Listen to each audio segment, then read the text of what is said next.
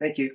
Well, welcome everyone to this full authority meeting at January 19th. I'd like to welcome Lori Baldwin-Sands, who will be running our election this morning, and also Dan Dale, who will be our scrutineer. Welcome. Thank you for your help. Board members, staff, guests, and members of the public are reminded that the full authority / committee meeting is being recorded and will be pasted on the authority's website along with the official written minutes. As such, comments and opinions expressed may be published, and any comments expressed by individual board members, guests, or general public are their own and do not represent the opinions or comments of the full authority and Kettle Creek Conservation Authority Board of Directors. The recorded video of the full authority meeting is not considered the official record of the meeting. The official record of the full authority meeting shall consist solely of the minutes approved by the full authority. And before, just a moment, I'd like to thank staff and board members for the support over the past year. It's been a pleasure, and I've learned a lot, especially on the regional and committee meetings that I've attended. You do learn a lot more than what you see at the local level. And I'd like to really extend my thanks to Elizabeth with her guidance. And it's been a busy year and a lot of transition happening behind the scenes. And thank you, Elizabeth. I'll now turn the election over to Lori Baldwin-Sands. Welcome, Lori. Thank you very much. I would like to ask Elizabeth to do a roll call first. Yeah, go ahead, Lori. Sorry for that. Dennis Kravitz. Here. Dominique Giguère. Present. Steve Harvey. Here. Jim Herbert. Present. Grant Jones. Here. Bill Mackey. Here. Steve Peters. Here. Elizabeth Pelosa. Here. Allison Warwick. Here. Ralph Winfield. Here. Mr. Chair, all 10 members are present. Thank you. Now I'll turn it over to Lori. Go ahead, Lori. Thank you very much. I will again ask the general manager to announce that the chair and the vice chair positions are vacant. Thank you. The chair and vice chair positions are vacant. I note that there is a recommendation to the membership that Lori Baldwin-Sands be appointed as interim chair for the purposes of conducting the elections, and would look for a motion to that regard. I would so move. Peters will second. All in favor, Dennis Kravitz, Yes. Giguère, Yes. Harvey,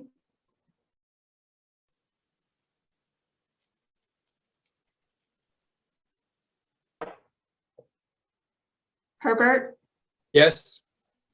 Jones, Yes. Mackey, Yes. Peters, Yes. Pelosa, Yes. Warwick, Yes. and Winfield. Yes. And that motion passes. So with that, I will turn the chair over to Lori Baldwin-Sands. Thank you very much. The election for chair and vice chair of the Kettle Creek Conservation Authority for 2022 will be conducted in accordance with the Conservation Authorities Act and KCCA's administrative regulations as follows. The appointment of one or more scrutineers is required for the purpose of counting ballots, should an election be required. All ballots shall be destroyed by the scrutineer afterwards.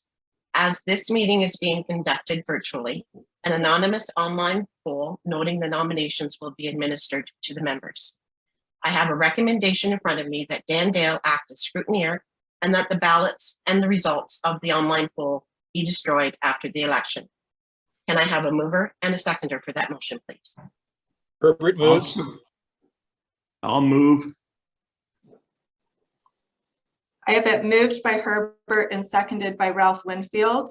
On the motion, Kravitz, Yes. Giguère, Yes. Harvey, Yes. Herbert, Yes. Jones, Yes. Mackey, Yes. Peters, Yes. Pelosa, Yes. Warwick, Yes. Winfield, and that motion passes. Yes. I declare the motion carried. The election shall be conducted in the following order. The election of the chair, who shall be a member of the authority, followed by the election of a vice chair, who shall be a member of the authority. I will ask for the nominations to each position. Only current members of the authority who are present may vote. The chair and vice chair can hold office for one term and shall serve no more than 2 terms. Successors to the position of chair and vice chair shall be a member from a different participating municipality from the incumbent. Nominations shall be called 3 times and will only require a mover. The closing of nominations shall require both a mover and a seconder. Each member nominated shall be asked to accept the nomination. The member must be present to accept the nomination unless the member has advised the secretary treasurer in writing or by email in advance of the election of their willingness to accept the nomination. If there is only one nominee, the individual shall be declared into the position by acclamation. If there is more than one nominee, an election will occur. Each nominee shall be permitted not more than 3 minutes to speak for the office in order of the alphabetical listing of the surnames. Upon the acceptance by nominees to stand for election to the position of office, an online poll will be presented to the members by the scrutineer for the purpose of election, and I will ask members to answer the poll indicating the preferred candidate. The scrutineer will review the result of the poll and advise the acting chair who was elected with more than 50% of the vote. A majority vote shall be required for election. If there are more than 2 nominees, and upon the first vote, no nominee receives the majority required for election, the name of the person with the least number of votes shall be removed from further consideration for the office, and new ballots shall be distributed. In the case of a vote where no nominee receives the majority required for election, and where 2 or more nominees are tied with the least number of votes, a special vote shall be taken to decide which one of such tied nominees' names shall be dropped from the list of names to be voted on the next vote. Should there be a tie vote between 2 remaining candidates, a new ballot in the form of an online poll shall be distributed and a second vote held. Should there still be a tie after the second ballot, a third vote shall be held. Should there be a tie after the third vote, the election of the office shall be decided by lot drawn by the acting chair. If the members understand the procedures, we will begin with the election of the chair. Are there any questions? Thank you. I would now call for the nominations for the position of chair for Kettle Creek Conservation Authority for 2022. I need a mover, please. Madam Chair, I would move Alison Warwick for chair.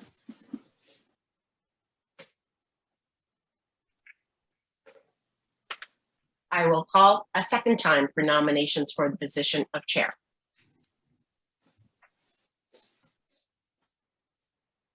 And I will call a third and final time for the nominations for the position of chair. I would request a motion to close nominations for chair. I need a mover and a seconder. Mackey moves. And Winfield will second. Thank you. Elizabeth, will you conduct a roll call for the votes, please? On the motion to close nominations for chair, Kravitz, Yes. Jiguer, Yes. Harvey, Yes. Herbert, Yes. Jones, Yes. Mackey, Yes. Peters, Yes.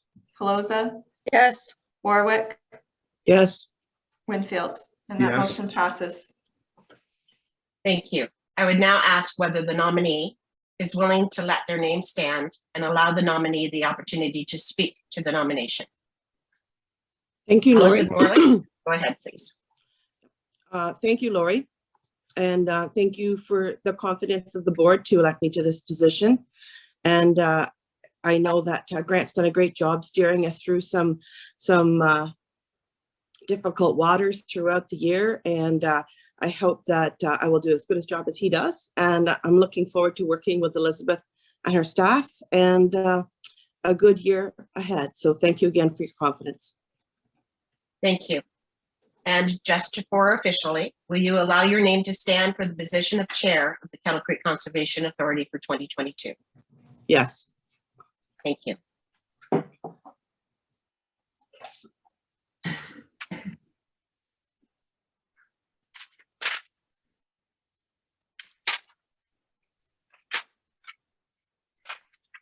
I would now like to request a motion for the Vice Chair.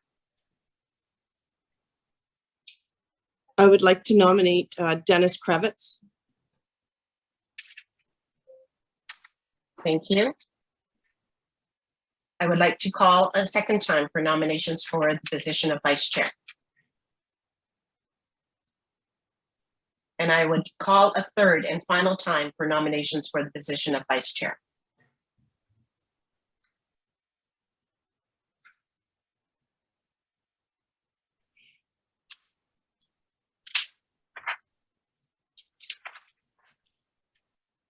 I would request a motion to close the nominations for Vice Chair. I would require a mover and a seconder, please. I will so move. Ralph Winfield. I would second. Grant Jones. Thank you. We have a mover and a seconder. Elizabeth will conduct a roll call for the votes. On the motion to close the vice chair nominations, Kravitz, Yes. Jagger, Yes. Harvey, Yes. Herbert, Yes. Jones, Yes. Mackey, Yes. Peters, Yes.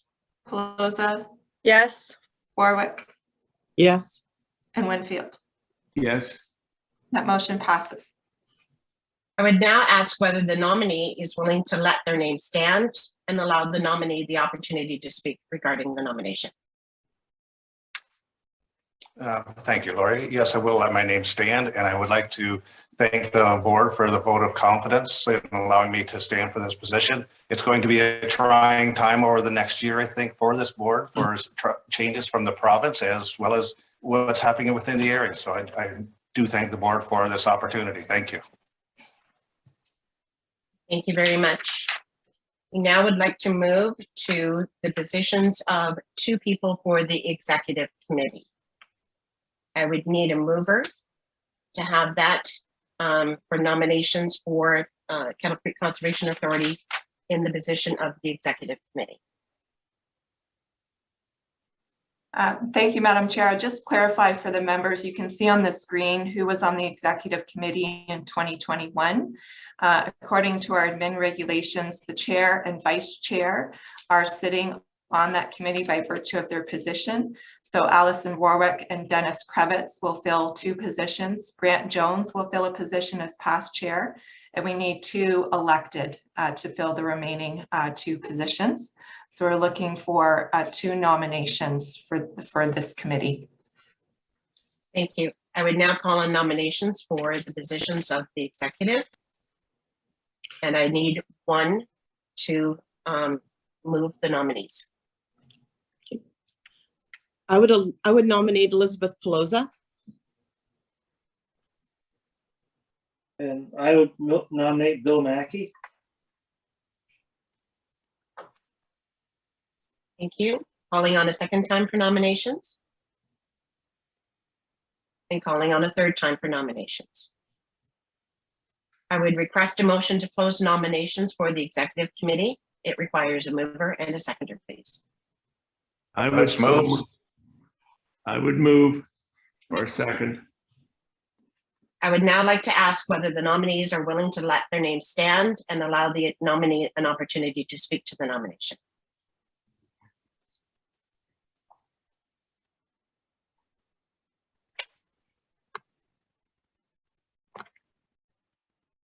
Madam Chair, I accept the nomination and I appreciate the confidence from the board in allowing me to remain on the executive committee to serve this board and area residents.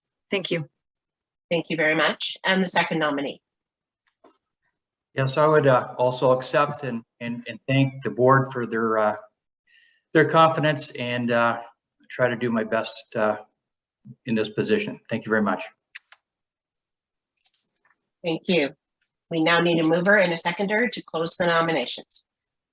Madam Chair, I have a mover of Ralph Renfield and I believe a seconder by Dennis Krebitz. Thank you. Roll call, please. Krebitz, Yes. Jiguer, Yes. Harvey, Yes. Herbert, Yes. Jones, Yes. Mackey, Yes. Peters, Yes. Pelosa, Yes. Warwick, Yes. Winfield, Yes. and that motion passes. Thank you very much, everyone. I will now pass the meeting to your new chair, Allison Warwick. Thank you, Lori, and then thank you, Mr. Dale, for taking part today. We're going to go ahead and start the meeting now. And are there any declarations of pecuniary interest? Seeing and hearing none, we're going to move on to the year 2022 administrative approvals, the committee appointments. We've got the executive committee, and then the conservation authority is the chair, the GM, and one alternate. So that would be already Dennis Krebitz. Is that correct? Madam Chair, the red is showing the members that held the position in 2021. So Dennis Okay. Krebitz held it in 2021. If the Okay. board or Dennis is willing to sit again, that would be the motion that we would need.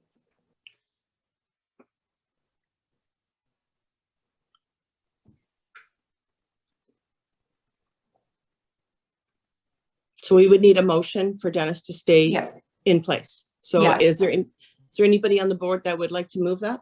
Mackey moves. Seconder? Pelosa seconds. Okay, Mackey and Pelosa. Okay. Do you want to call the vote, Elizabeth?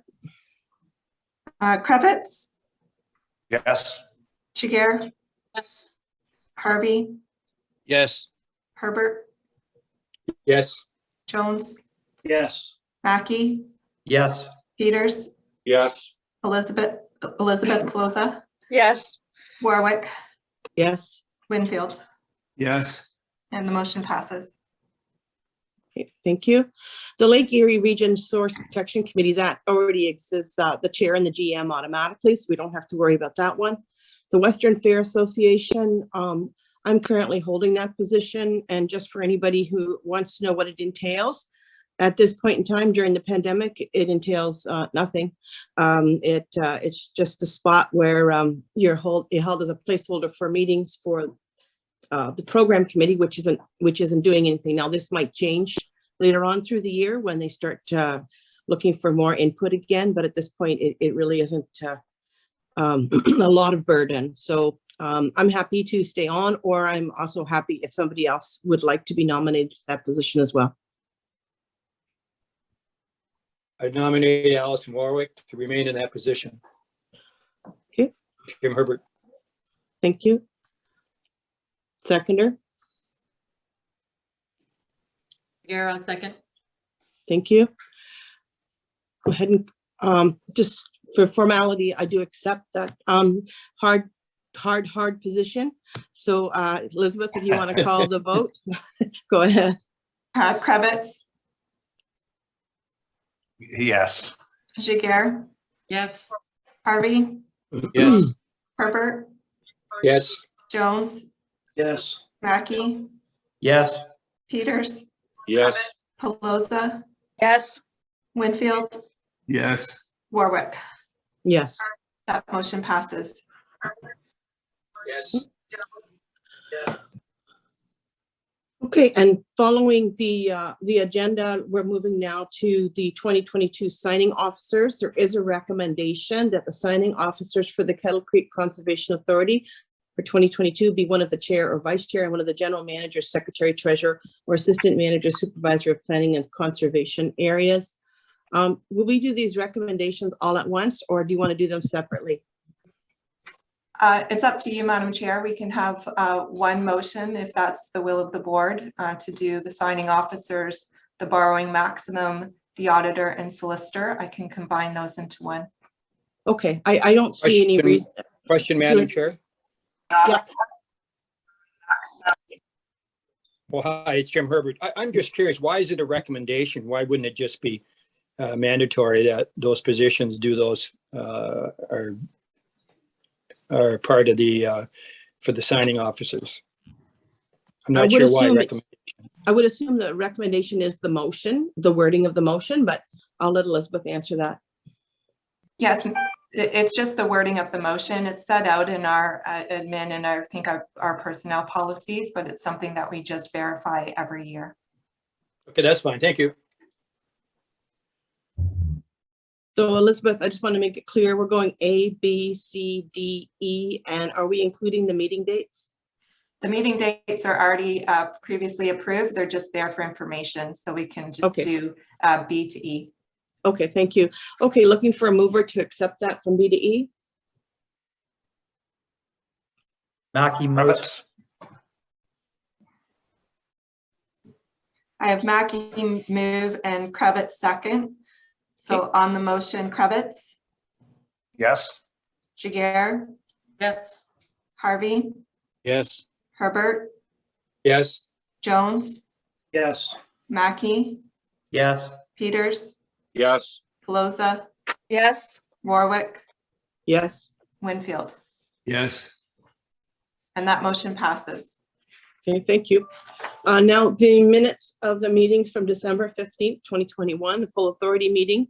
Everybody had a chance to look through the minutes? And if so, looking for a mover? I would so Yeah. move. Peters. Okay. I would say Winfield and then Peters. Any questions or concerns regarding those minutes? Hearing none. So Elizabeth, if you don't mind calling the vote, that would be great. Kravitz, Yes. Jiguer, Yes. Harvey, Yes. Herbert, Yes. Jones, yes, Mackey, Yes. Peters, Yes. Pelosa, Yes. Warwick, Yes. Winfield, Yes, and that motion passes. Okay, thank you. Moving now to matters arising, we have our January media report. Elizabeth, who will be taking that report? I can briefly speak to the media report and the project tracking. Okay, thank you. You know, the Marianne has included in the slide some of our most shared Facebook and Twitter posts, just reminding people to contact Joe if they're doing anything in regulated areas. And a reminder, which is really important at this time of year, that ice is unsafe and to stay off it at this time. The next slide is project tracking. Betsy's overseeing a wetland creation in Middlesex Center that started January 3rd. We're continuing to collect snow data and survey data and share that with the surface monitoring for flood forecasting and modeling. And we submitted and completed the 2021 drain classification report to Fisheries and Oceans.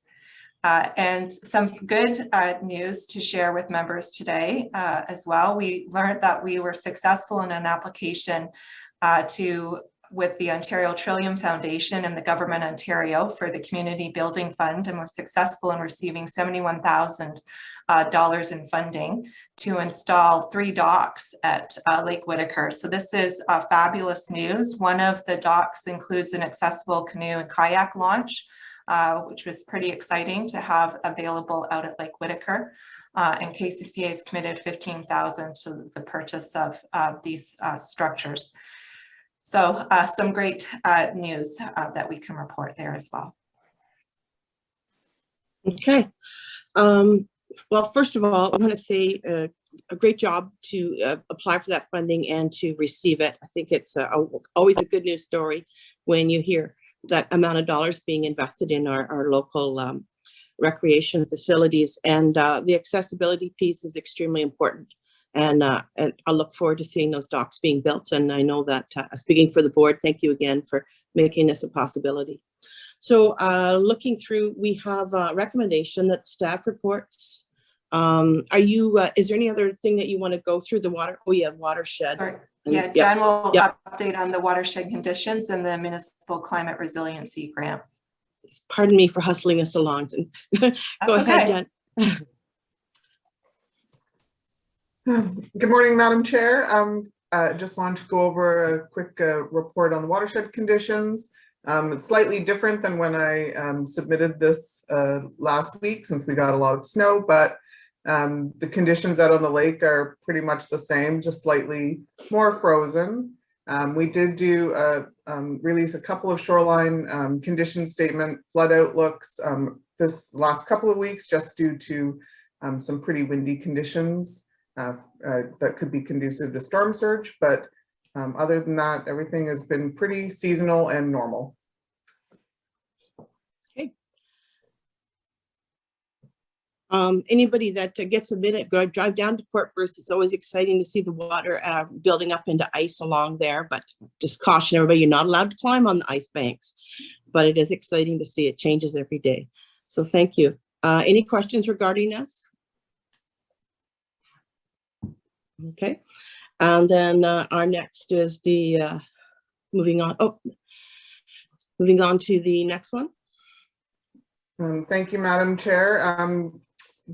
Staff are completing an application to the Municipal Climate Resiliency Grant. This is a grant that is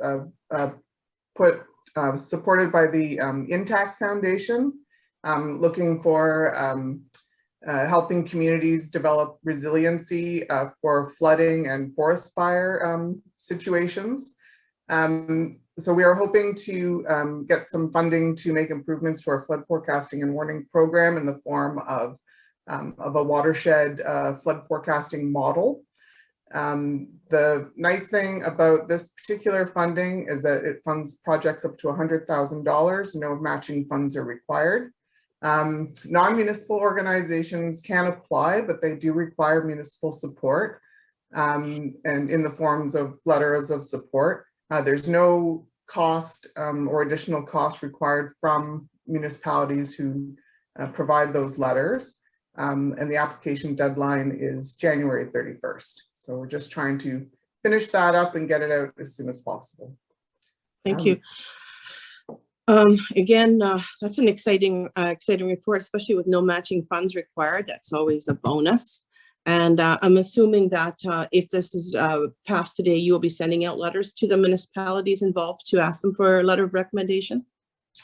Madam Chair, we have reached out to kind of the bigger city communities in the watershed that have the most flood damage centers. So yep. Thunder Elgin, Southold, St. Thomas. We have received one letter. One is forthcoming, and hoping to hear about another as well. Great, thank you. Okay, any questions or concerns from the board regarding these reports? Hearing none, because that's all I can do is hear. We have two recommendations on the floor. The first one being that the staff reports under matters arising A through E be received. So we can, do you want to call the vote for both or just separately, Elizabeth? I'll do separately just because we need that one for the municipal climate resiliency. Okay, fine. So we'll do the staff reports first.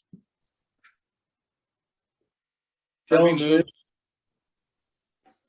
I have Steve Harvey moving and Grant Jones seconding. Okay, and go ahead and call the vote when you're ready. Kravitz, Yes. Jaguar, Yes.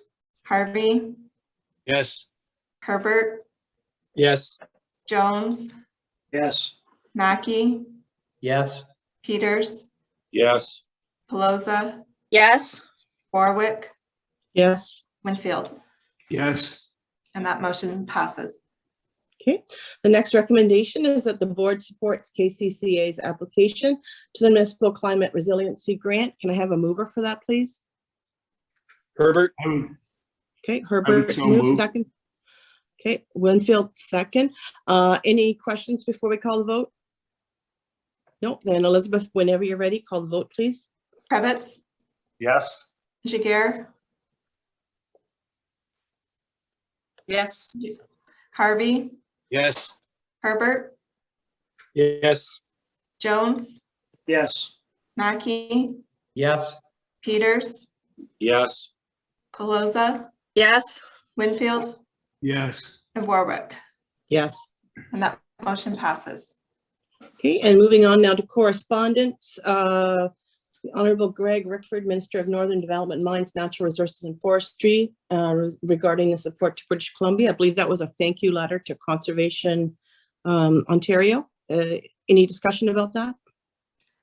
No, just to advise members, I don't think we updated, but British Columbia did reach out to Ontario, specifically the CAs, to provide support to the emergency that they were experiencing out in BC, and were asking for specifically CA staff, because of their expertise with flooding, to participate.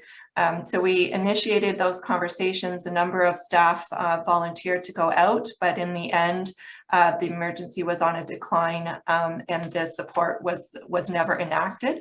But I think it's a good feather in CA's hats throughout the province, a good recognition of the expertise that we have here in Ontario to deal with those types of emergencies. Great, that is a compliment for sure. And we have a recommendation that the correspondence be received. Mover, Jones, seconder. Mackey. Okay, all, Elizabeth, if you want to call the Kravitz, vote. Yes. Kravitz, Jiguer, Yes. Harvey, Yes. Herbert, Yes. Jones, yes. Mackey, Yes. Peters, Yes. Pelosa, Yes. Winfield, Yes. Warwick. Yes. And that motion passes. So moving on now to statement of revenue and expenses. We have some new business.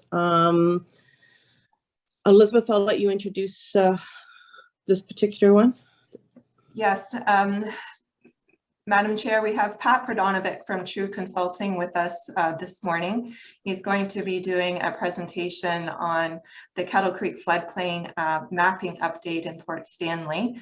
As members recall, this was partially funded by the National Disaster Mitigation funding proposal, and again has given us the ability to update some hazard mapping in Port Stanley. So I'll allow Pat to launch his presentation and update you on the work so far. Okay, thank you. Welcome, Pat, and the floor is yours whenever you're ready. Okay, thank you very much. I guess maybe I'll ask you, Elizabeth, can you hear me and can you see my screen? Yes, we can see your screen and hear you. Go ahead. Okay, excellent. Thank you so much for the introduction. I will give you a little bit of a summary of this riverine floodplain mapping study that we have carried out in Port Stanley, present just the main findings and some of the methodologies that were done to do this. I will not keep it super technical, and I guess in the end, oh my goodness, there's a spelling mistake right on the front page. Whoops, my apologies for that. Anyhow, so let's get through it. So the very first part is I'll talk about the study area limits, because again, this has about a 5 kilometer reach of Kettle Creek. Upstream most limit is just at Roberts Line and Union Road. So there's the Meeks Bridge right here. So that's the one that's currently under construction. So the task was to delineate or to update the floodplain from that limit all the way down to the harbor. You will see here the LiDAR topographic map that shows some of the key features in the Kettle Creek floodplain. Some of the main features I want to get you to focus on, if you can, is the Union Road. So that's one of the major access points, as I'm sure you all know, to Port Stanley. And it is, you can see in this image, it is raised quite above the natural floodplain, as is the CN rail embankment on the eastern side here as well. So these raised features kind of act to limit the floodplain, limit the natural encroach to limit floodplain. Then again, downstream, it's just fairly much flatter down there, and the floodplain has been previously delineated in the past, and the task of this study was to update it using more recent data that's available. Now we have this latest and greatest LiDAR data that was provided by the Ministry of Natural Resources and Forestry for most parts of Ontario. And we also do have quite better computer models that actually delineate or help in delineating the floodplain. So these are some of the reasons why it seemed prudent to go ahead and update the flood lines. So quickly, I will go through the tasks that were completed as part of this exercise. Again, data review, data collection.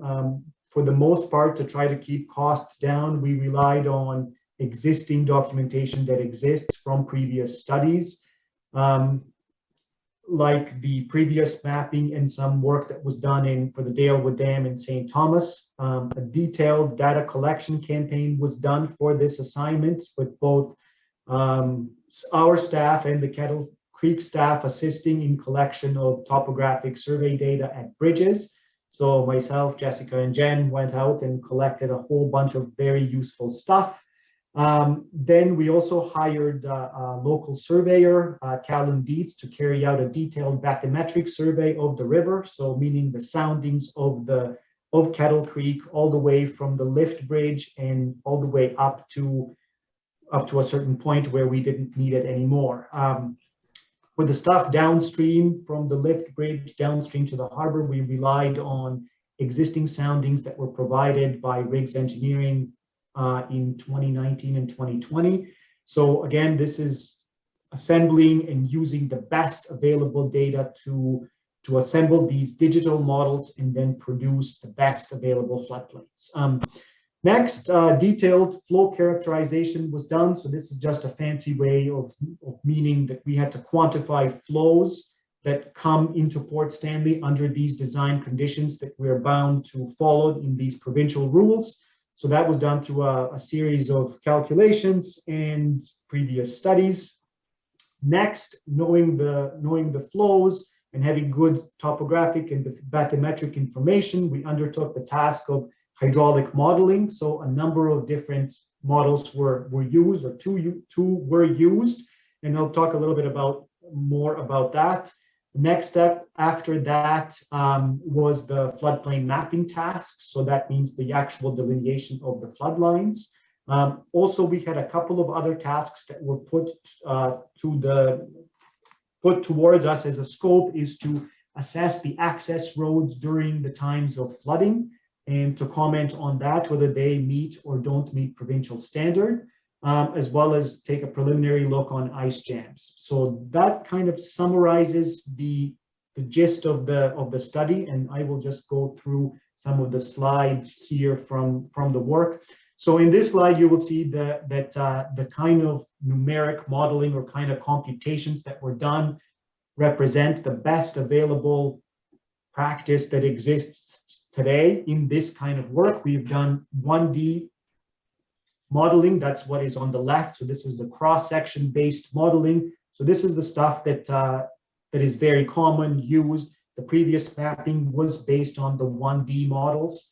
Then also we've carried out detailed modeling using 2D models. So this is more of a new technology, fairly recent in the last 5 or so years.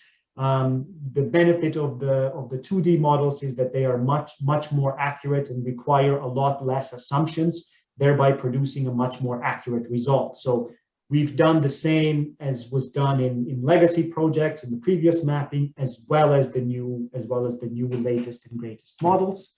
So again, once we put it all together, what comes out is the inundation mapping. So what you see here in these two images are the floodplain. On the left is the 100-year inundation limit, and on the right is the regional inundation limit. I should say also that as part of this project, we've also considered climate change. Because detailed climate change studies were not done specifically for the Kettle Creek, and these are very region-specific things, we just used an assumption of increasing the peak flows by 15% and seeing the impact on the regional flows. So this is the typical practice that is followed elsewhere, as an example in British Columbia, where they do this quite routinely. So again, because the detailed climate change studies are not yet done, I would suggest that the climate change inundation limits are only for information or preliminary only, as they are currently part of that that provincial policy statement. On the right image here, you see the floodplain, the regional floodplain, and that is currently what is being regulated.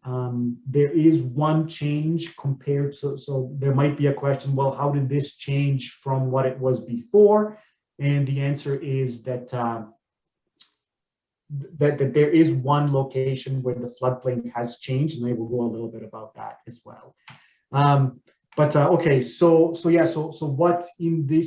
what has changed just around Warren Street, downstream of Warren Street, we have identified that the Warren Street actually overtops during the regional flood. That was not identified before. As a result of that, there is a little bit of an extra floodplain in the area where I am hovering right now, downstream of Warren Street, where it is now recommended to be considered floodplain, because that is what the more appropriate or more latest and greatest tools are able to help us identify and should be considered floodplain, where they have not been identified before. So that is something certainly worth noting. The next task was also, once the floodplain was quantified, the task was also to identify whether the access roads to and from the town actually meet provincial standards. And so what we have done is identified some of the major or some of the areas where the water does overtop the road, and then evaluated those locations against the provincial standards, which are based on the depth of water going over the road, the velocity of the water going over the road, and their product. And the main findings, you will see some of these maps. The main finding is that many of the access roads in Port Stanley don't meet the provincial criteria. Given what the regional storm is, this is Hurricane Hazel. The flow is it's over 3 times the 100-year flow.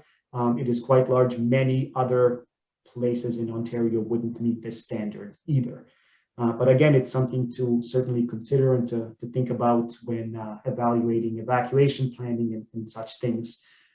So in this work, 6 locations were identified, and the detailed plots are available in the report that is attached to this, where you can take a look. So we will just take a look at the one that I think is the most interesting one. It's the overtopping of Warren Street.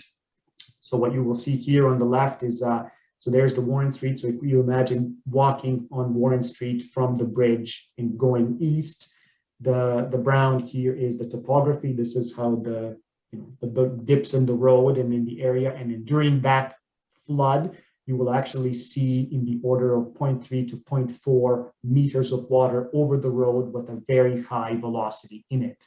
And as a result of that, that downstream section is inundated in this regional storm condition. So again, similar kind of things were done for all other locations, and you can see those details if you flip through that report that is available in these minutes.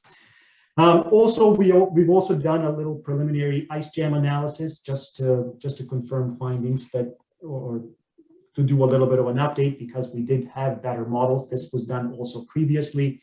In the end, we consulted with the KCCA staff and found out what the conditions were typical in these kind of things, and we ran some models to be able to find out what happens. Mostly, what happens is that ice jams have a potential to significantly impact water surface. So these are just what you see in front of you are various water surface profiles for the river, all the way from the harbor all the way up to Meeks Bridge. So what's important in here to see is that if there is an ice jam that extends, say, from the harbor all the way to Warren Street, that ice jam will raise the water level sometimes in the order of 1 meter more than it otherwise would have under clear water conditions or non-ice conditions. So this is, again, just to note that ice is something that definitely has to be thought about and really considered in Port Stanley, because it has the potential to impact things severely.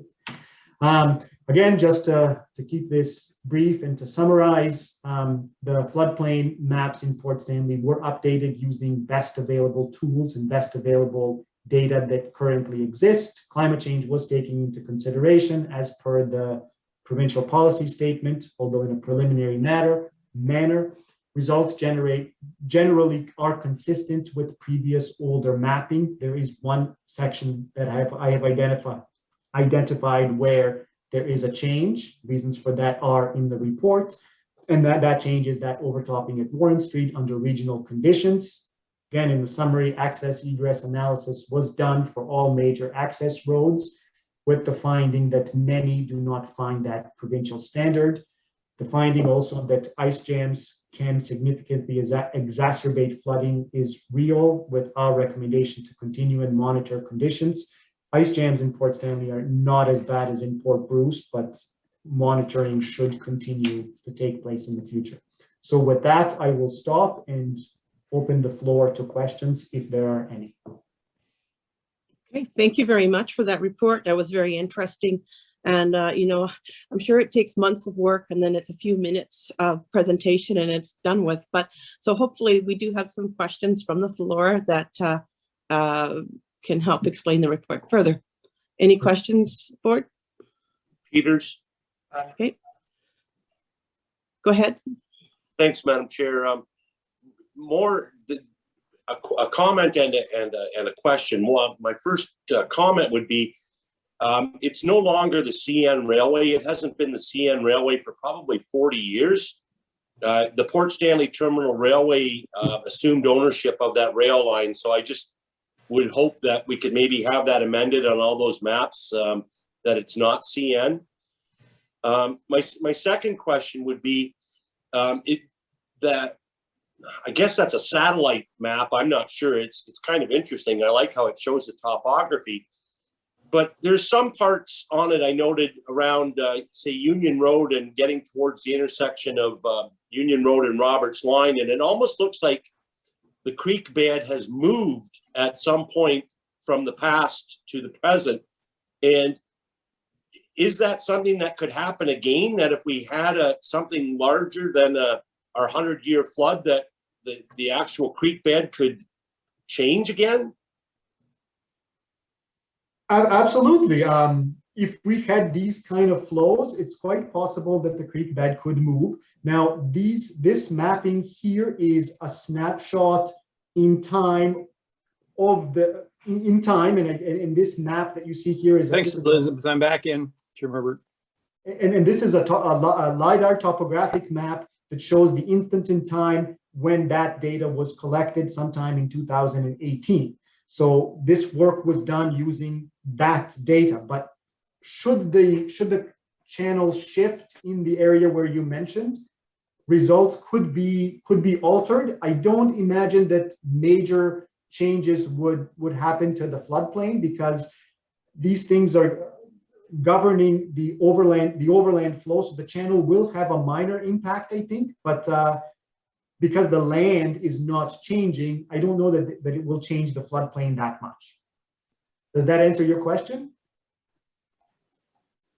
Yes, it does. And as I say, my comment was revision of CN Railway to Port Stanley Railway, Terminal Railway. Thank you. Noted, and I didn't know that, and it will be changed. Great, thank you. Any other questions or comments from the board? Madam Chair, it's Dominique. Yes, go ahead.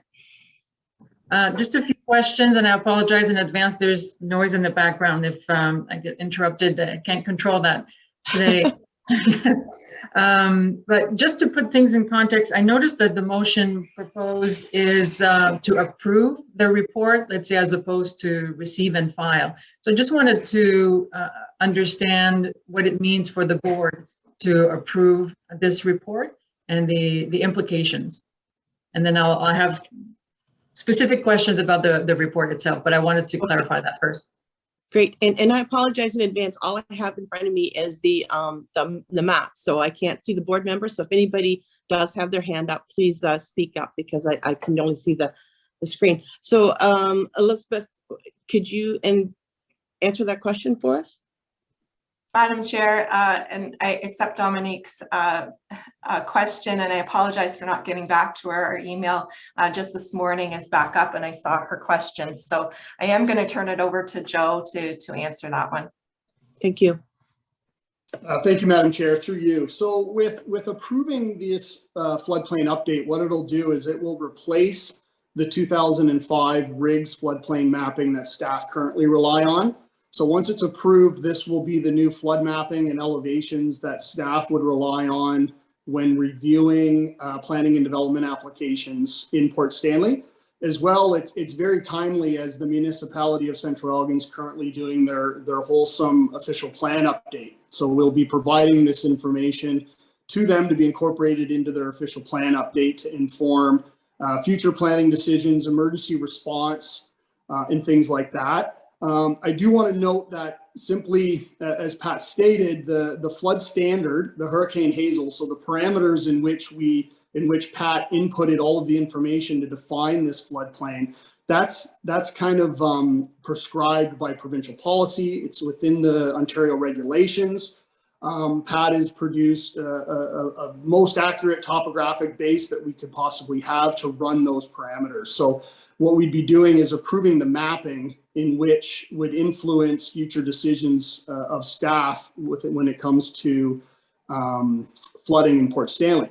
The other noteworthy that I'd make in that situation is in Port Stanley, based on prior studies and policy approvals, we implement a 2-zone floodplain strategy. So with some of the areas that we've seen with some minor increasing in flooding, in other areas of the watershed, that might result in a prohibitive policy to new development. However, in Port Stanley, because we have a 2-zone floodplain management, it does increase some of the areas of flood fringe where development's still permissible, but they would have some building restrictions. So they would have to incorporate floodproofing into their buildings to ensure that in the times of a storm of this nature, that they are safe and that their buildings are safe from any damage. So simply approving it would be replacing the floodplain mapping that would influence staff decisions in our programs that we offer. Okay, thank you, Joe. Dominique, do you have a follow-up to that particular statement? Not to that statement. I very much appreciate the clarification. I just had a couple questions, if I could, about the report to Pat, through you. Go ahead. Yeah, whenever you're ready. Thank you. So because this is a form of, we're using this for risk management, I wanted to understand better if I was making an assumption about where it looks like we're averaging, like we're using averages, where I would assume that we want to take into account more the worst case scenarios. So one in particular, what I'm referring to, I think at one point it talks about, highlighted here, hourly data was converted to monthly data to make, annual maximums. And so I'm wondering, in that process of creating those, are we losing some of the high water data and are you averaging, I guess is my question. Okay. So I know what you're referring. So what? Okay, too many things in my head at this time. I got to slow down. Okay, so what you're talking about here is the data that was used to quantify water level conditions down in the harbor.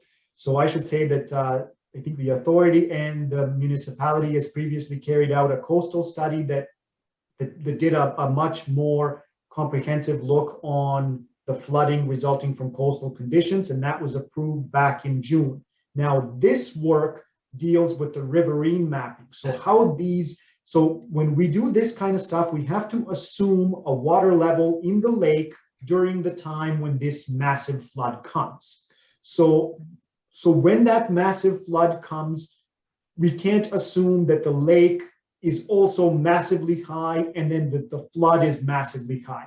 That is not the standard in Ontario. So what we do is we take some kind of an average, monthly average lake level that, yes, dampens out these storms, but yet is still appropriate for use in this mapping. Now, when Conservation Authority staff regulate development in the area where those averaging is impacted, what kicks in is the other study, so that it's always going to be safe.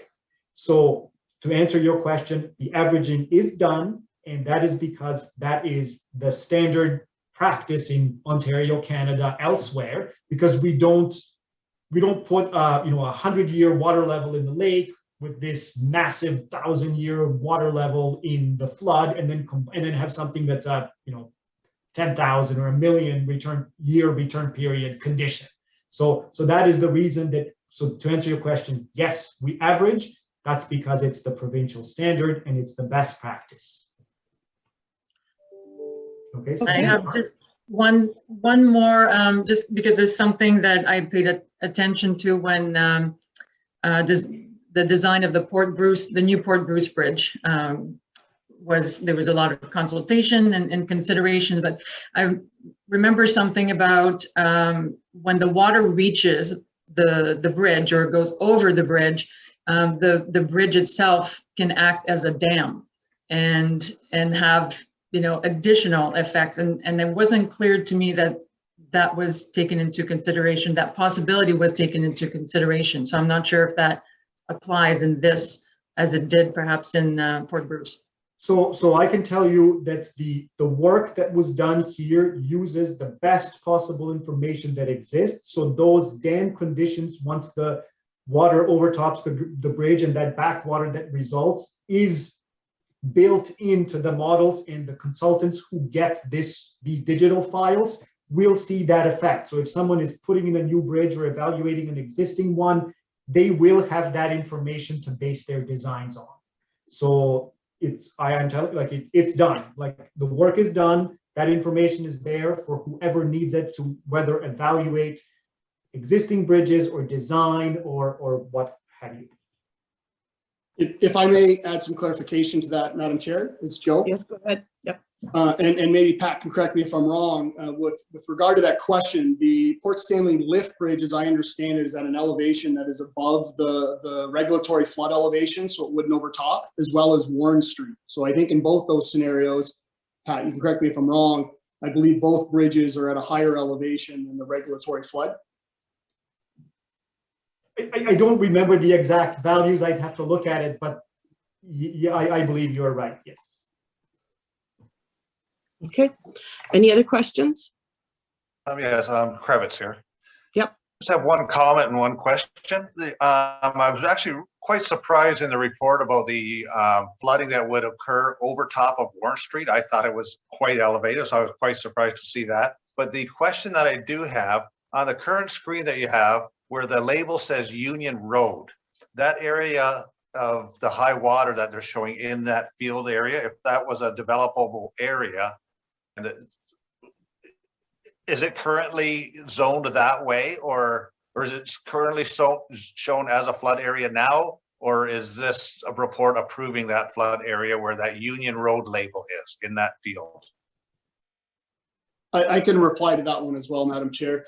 That is also an area that's shown increase with the new mapping. I believe that the new mapping identified a relatively low spot in Union Road with some minor backflow flooding into that field. Whether that would prohibit development, we'd have to look closer at the flood depths in that area, whether it could be mitigated. That is an area that's outside of the 2 zone. That's located in the township of Southold. And as far as I understand, it's located outside of the urban settlement area. So there would have to be lots of additional studies and approvals by the township to even consider that for any type of residential development beyond agricultural. With this approved updated floodplain mapping, that would be another component that would have to be assessed for any development considerations there. Okay, thank you. Dennis, any follow-up to that? Well, yeah, because there was some rumors of that area being developed, and I don't know, approving this report at this point.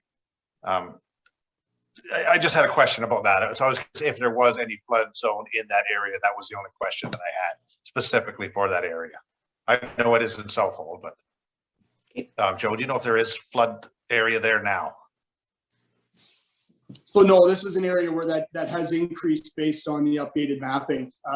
Prior studies don't show it crossing Union Road, but this is an area that I understand Pat revisited with the surveyors, and there's a low spot in the road.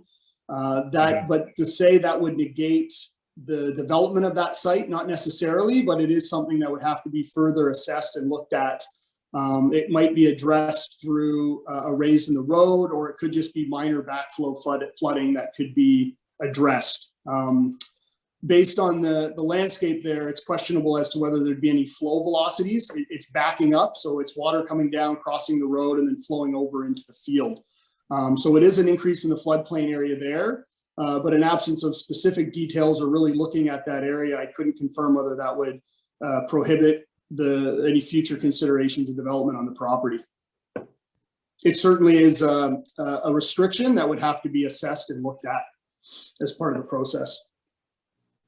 Okay, thank you. Okay, thank you. Board, any other questions? I don't hear anything. Again, thank you, Pat. That was a very interesting and thorough report, and your very passionate defense of it is very interesting. So thank you. We do have a recommendation that the 2021 Port Stanley Floodplain Hazard Mapping Project be approved. So looking for a mover. Herbert will move it. Herbert, a seconder.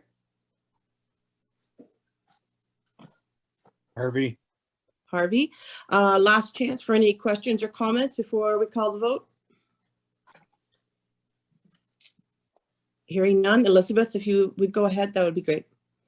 Kravitz, Yes. Jagger, Yes. Harvey, Yes.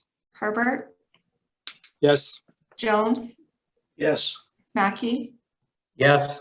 Peters, Yes. Pelosa, Yes. Winfield, Yes. Warwick, Yes. and that motion passes. Thank you. Now moving on to draft inventory of programs and services. I'm assuming, Elizabeth, this is your report? Yes, Madam Chair, thank you. I have to acknowledge Betsy McClure's help and continued help in drafting these reports on the inventories of programs and services and transition plans. Betsy and I did provide a presentation to member municipalities, the staff of member municipalities. We took them through the Conservation Authority Act amendments and the initial categorization of our programs and services that we shared with you last month. We've requested input from staff by February 3rd, and following this meeting and your approval, we'll be sharing with them the updated characterization, including the financials that we are required to put in the inventory of programs and services as well. So as you recall, the approved inventory needs to be submitted to the province by February 28th. So we're looking for your approval of the draft that we sent out today, so that we can pass that out to our member municipality staff and get feedback from them, and then present you with a finalized copy for February 9th for approval and final submission to the minister. So I thought I would take you through a couple of the examples of the inventory. If I can just have the next slide. So what is included in the inventory of programs and services is really outlined in the regulation. What you're seeing in front of you, we've included our departments simply because our budgets are already separated out into these departments. So it's a good reference for board and staff back. We've given a brief description of the programs and services that we consider our mandatory programs and services, and then categorize them. So if you remember those three categories, the one is the mandatory programs and services that's outlined in the regulation. The second is the programs and services that a municipality is asking us to enact. And the third are programs and services that the board feels is a benefit to the watershed. So this first example is an example of a category 1. It happens to be our planning and regulations program. You can see the description, the category 1, and then our notes depicts where we feel that program and service refers back to the regulation and is classified as a mandatory within the regulation. The final two columns we are asked by the province to include a 5-year average of the costs of running that program, as well as to split out where the funding is coming from. So you see the 98,856 is a 5-year average without inflation of the cost of that program.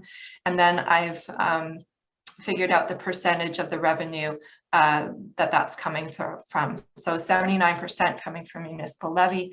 The provincial is simply the amount of money that we get from the province for that specific program and service, and self-generated would include revenue in terms of grants as well as fee for services that we would provide in permits.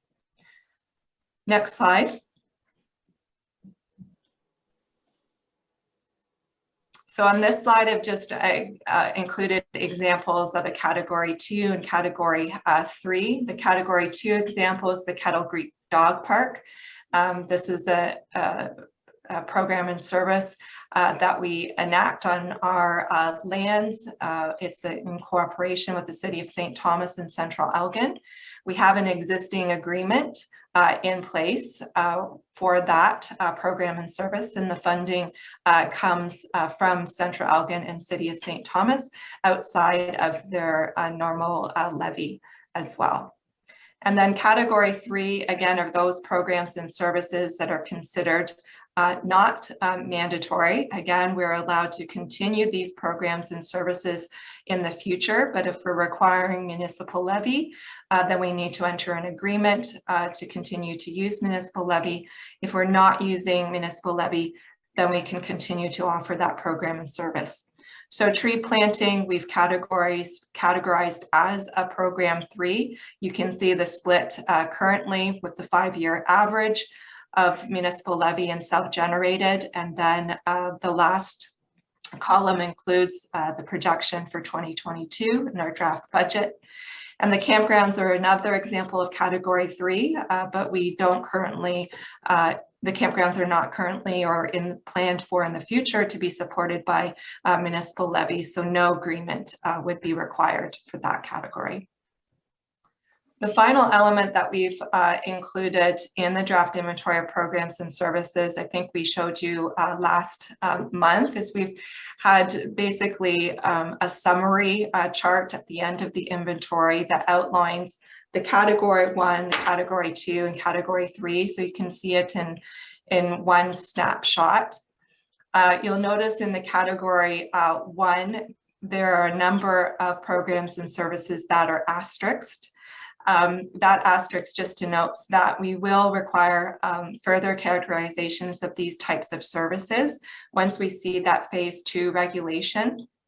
That phase 2 regulation will include guidance on what the province is going to consider as enabling programs and services. So programs and services like administration that need to be there for the organization to exist. And so I think we'll need to do further characterizations once we see that in terms of how we split it out and how we allocate those costs. Category 2, again, are the programs and services that we're offering on behalf of the municipality through an MOU or agreement. I'm pleased to say all of those category 2 services that we're currently offering, we have existing agreements in place with those member municipalities, and they are current.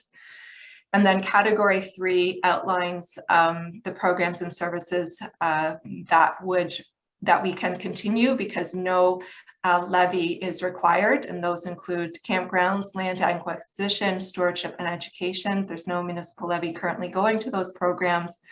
And then there's 2 programs that we've identified that we believe an agreement should be in place to continue in the future to meet the regulation requirements, and those are watershed monitoring and tree planting. I should state before I open it up for questions, we do view the draft inventory of programs and services as a living document. I think it is going to change over time.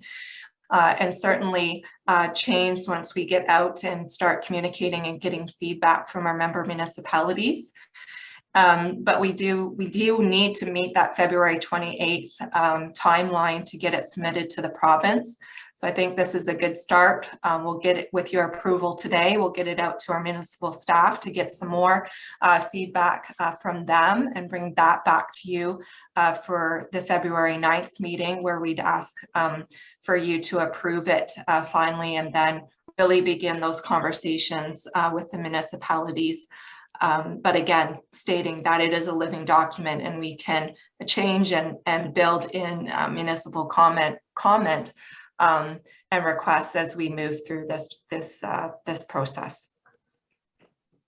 Great, thank you. And again, thanks to you, Elizabeth, and your staff for providing this report, because it does it does show that you've really broken it down, and it makes it very easy for someone who's coming into this to understand. So I'm going to open up any questions or comments to the board. Herbert, question, Madam Chair. Yeah, go ahead. Thank you. Through the chair to Elizabeth. Well, you basically answered my questions, and I put my hand up initially because I did have this question, but it is a draft inventory of all the programs and services, and I found it very interesting to review. But it's a living document, so it's not just something you print and throw in a drawer and don't look at it. It's a working document from month to month and from year to year. So thank you very much for doing all this work. I think it's a very interesting document to review. So thank you. I answered my own question listening to you. Thank you. Excellent, Jim. Now, any other questions or comments? Reminding, I can't see you, so just speak up if you do. Madam Chair, it's Dominique. I just wanted to thank staff through you. It's a very well organized, very clear document. It shows exactly and tells a story that should be out there and clear for everyone to see. So a lot of appreciation. Thank you. Thank you. Okay, any other comments, questions? If not, then I'm going to ask that the draft inventory of programs and services be circulated to member municipalities for staff comment. Do I have a mover for that? Jones. Okay, thank you, Grant. Seconder? Mackey. Thank you, Bill. And Elizabeth, if you want to call the vote, please do. Kravitz, Yes. Jiguer, Yes. Harvey, Yes. Herbert, Yes. Jones, Yes. Mackey, Yes. Peters, Yes. Pelosa, Yes. Winfield, Yes. Warwick, Yes, and that motion passes. thank you. Now moving on to the January Planning and Regulations Activity Report. Who will be speaking for that? I'll speak to that, Madam Chair. It's Joe. Thank you. Go ahead, Joe. Great, thank you, Madam Chair. We're just looking for the board to receive the staff report that was in the advanced packages regarding support letters for plan input review and Section 28 permits. And I'm happy to answer any questions of the members if they have any. Okay, and board, if you have any questions, please speak up. As I said, I can't see you, so. Joe, I do not hear anything yet. Great. So we're just looking for a motion to receive the report. Okay, Peters. so Peters Kravitz. moved. Who was seconded? Sorry. Kravitz, Okay, and I'll call the vote. Kravitz, yes. Jiguer, Yes. Harvey, Yes. Herbert, Yes. Jones, Yes. Mackey, Yes. Peters, Yes. Pelosa, Yes. Winfield, Yes. Warwick, Yes. and that motion passes. Okay, and now in front of us, we have closed session. We are going into closed session for the matter of identifiable people, security of property, and possible acquisition. Do you want me to bring up the next meetings, or do you just want to go into close? We'll just note for the public that we have the February 9th meeting and then the annual general meeting on February 23rd. I still believe that those will be virtual. Okay, thank you. So I'm looking now for a motion to go into closed session. Harvey. Thank you. Mac- Seconder, Mackey. Dominique, did you second, Dominique? Yep. Yes. Yes. Herbert?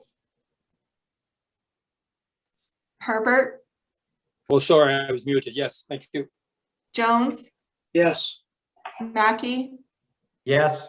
Peters, Yes. Pelosa, Yes. Winfield, Yes.